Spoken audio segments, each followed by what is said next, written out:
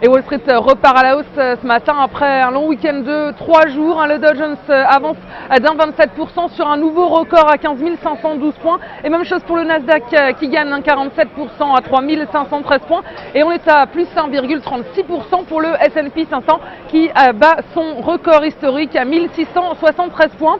Et le principal élément de soutien du marché américain ce matin, eh bien, c'est la bonne tenue du marché japonais, puis la hausse des marchés européens. Et les banques centrales viennent également en renfort des indices new-yorkais. Et certains dirigeants de la Banque centrale européenne ont laissé entendre le maintien du plan de soutien à l'économie américaine. Et ces propos ont évidemment rassuré les marchés qui ont enregistré la semaine dernière leur première baisse hebdomadaire depuis le mois d'avril, plombée par ces incertitudes sur le maintien ou non du plan de soutien à l'économie américaine. Et du côté macroéconomique, une bonne nouvelle également sur le front du logement. Les ventes de logements ont augmenté sur le mois de mars à plus 10,9%.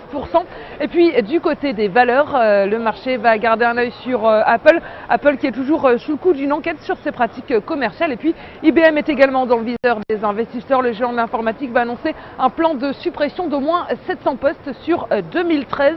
Et puis léger repli de l'euro face au dollar dans un marché sans beaucoup de volume, donc après ce long week-end de 3 jours.